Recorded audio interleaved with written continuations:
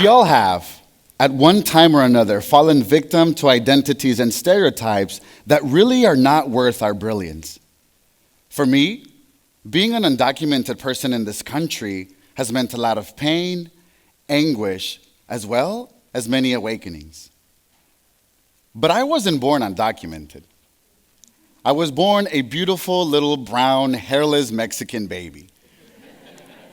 Or at least that's what my mother says, so I kind of have to take her word for it. I was born in Tepatitlán, Jalisco, Mexico, a beautiful small town built at the cross sections of modernity and tradition.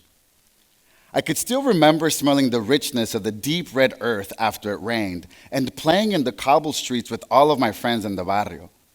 I had a beautiful and happy childhood. But that happiness was overshadowed by the poverty that we collectively felt. The poverty was so pervasive that it was common for my mother to make carton cutout inserts and place them inside our shoes just to protect us from the weather. Now, poverty was like a shadow, and like shadows do, it crept its way into every aspect of our lives. It was in the first grade that I first realized just what kind of a tantalizing power it actually had. In the first grade, I remember we had a running competition, and I won first place. I took home a gold medal. That gold medal was a coin worth 100 pesos. So I took it home, and I ran to home, and I told Mom, and I showed it to her, and she looked at it, but I knew that something was wrong. She needed the 100 pesos to buy milk for us that week. I, of course, was extremely excited. Not only had I won gold, but I also had 100 pesos to buy milk for us that week. But there was a sadness in my mother's eyes that I knew that she couldn't shake away.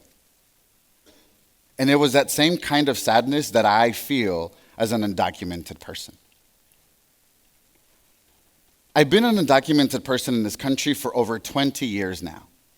But if there's one thing that I've learned over all of this, is that I am not my status.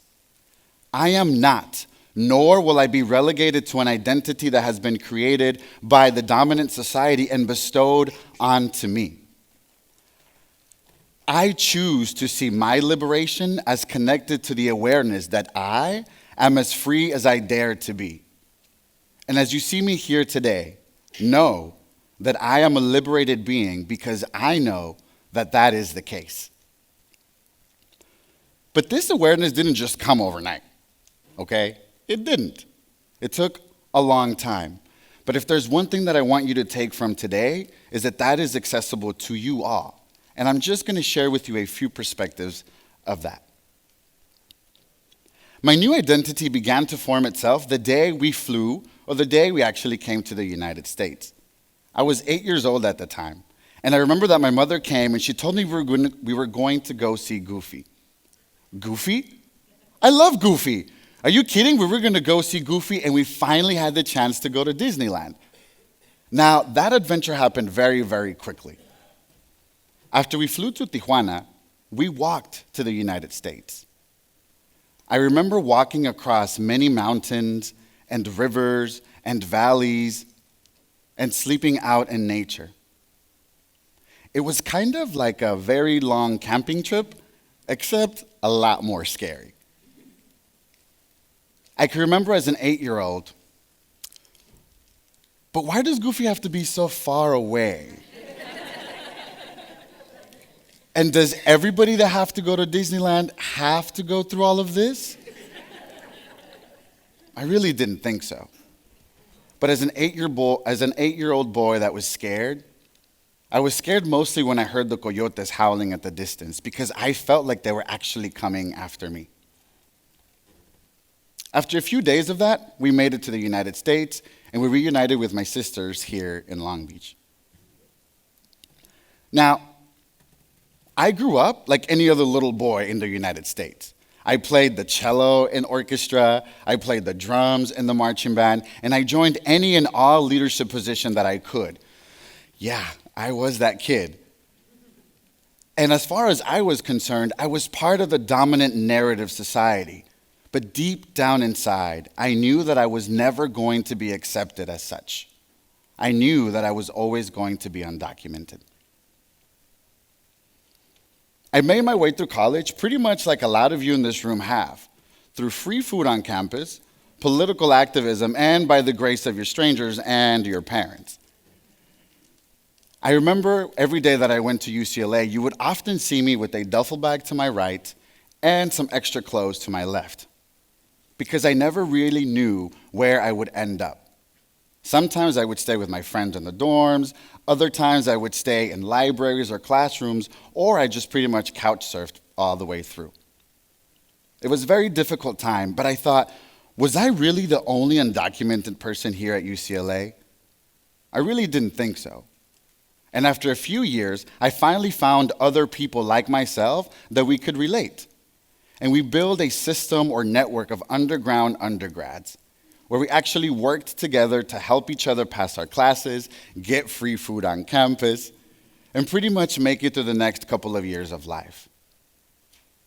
But of course, like an undocumented person who is poor, I had to leave school after 4 years. I became that college dropout that would surmount to nothing, that undocumented person who took someone else's spot at UCLA, that Mexican who didn't deserve to be in this country in the first place. I became an embarrassment, and I was ashamed for myself and my family. Or at least, these were the stories that I was beginning to believe. These were the stories that this undocumented status told me to believe. But I knew that that wasn't who I was. Nevertheless, I fell into a deep depression and I left school. Like my mother, I felt trapped under these identities and my current circumstances. If there was one thing that I knew, is that I was sick, that I was tired, lonely, and masking all of my troubles with alcohol.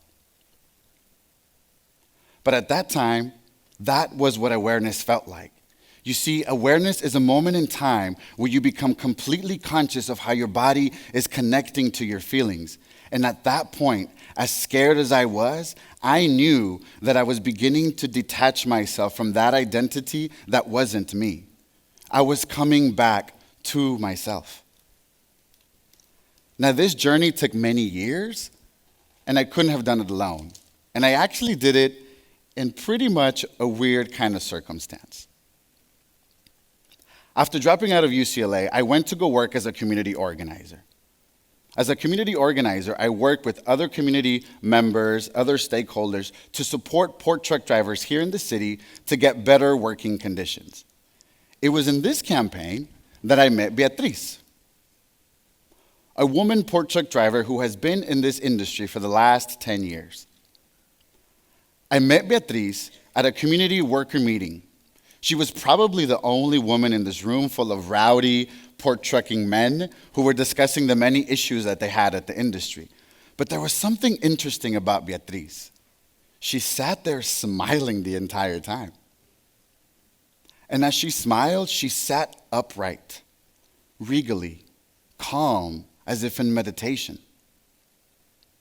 She paid close attention to those presenting at the front, and I was at the back somewhere filling out some registration forms. But at one point, she got up, came back to me, grabbed a cup of coffee, looked over, and said, "I've never seen you here before, but I'm glad that you are." She gave me a huge, beautiful smile that I knew came from compassion and love. Who was this woman? Of course, I really needed to find out who this woman was. So after a couple of weeks, I searched for her and I found her. And I told her that I wanted to work on a project together. This project turned out to be a photography project where I collected her cell phone photography and we put it together into a gallery. And as we shared that time together, she showed me hundreds and hundreds of pictures of what she had taken at the port, while at the same time sharing with me her story of migration, poverty, and how she became one of the only women truck drivers in her industry. She showed me pictures of the sky mostly, like this one. When she was on her way to work, she was captivated by clouds all the time. And she also took this picture of the sun hiding behind the clouds. Mind you, she took these pictures from the inside of her cab, as well as the sun and how bright it was in the middle of the afternoon. She also took a picture of a flower in her garden. And of course, this could not be a photo gallery without having a couple of selfies.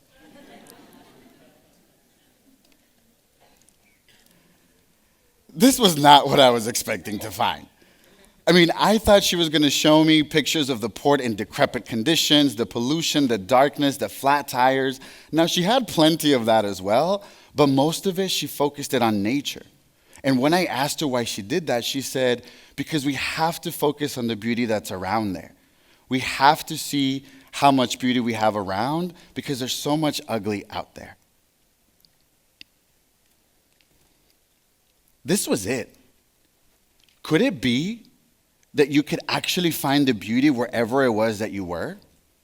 Well, Beatriz certainly did that, and she did it inside of her truck, as well as outside.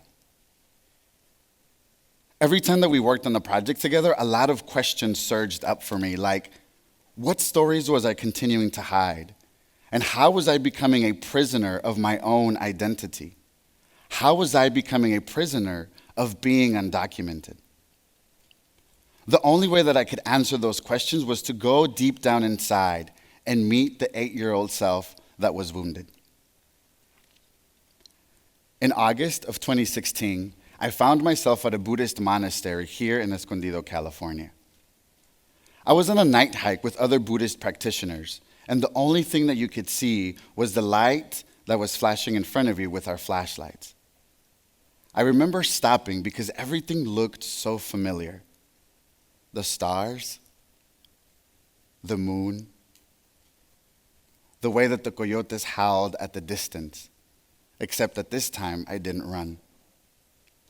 I looked up at the stars, I took a deep breath,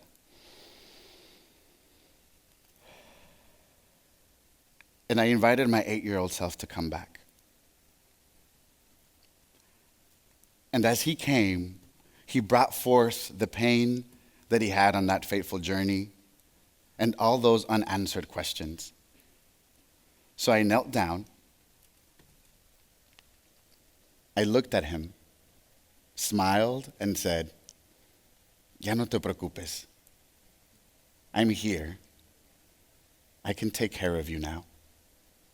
There's nothing to worry about. You can rest." That was a watershed moment of complete transformation for me. That was my liberation. I had given myself the opportunity to transform that fateful journey from pain and anguish to love and compassion. You see, I have the power to change whatever narrative that I have, whether it's painful or not, knowing that at that particular place, at that particular time, I was aware that I was in control. Now, my 8-year-old self can rest, knowing that a much more mature soul can take care of both of us now. This is the power that's accessible to all of us in this room. If Beatriz did it with her photography inside of her truck, and I did it through the amount of work that I did with myself, then certainly you can partake in that today. And it all starts with just one breath. So at this point, I would like for you to help me with something. I would like for you to take a deep breath in and exhale. On your next in-breath, think of a painful story that has caused you much harm. On your exhale, find yourself as free as a butterfly.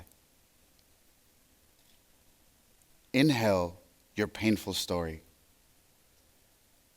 Exhale your liberation. If there's one thing that Beatriz would say if she would be here, is to remember that you are as free as a butterfly. You are as free as the sun. Muchas gracias.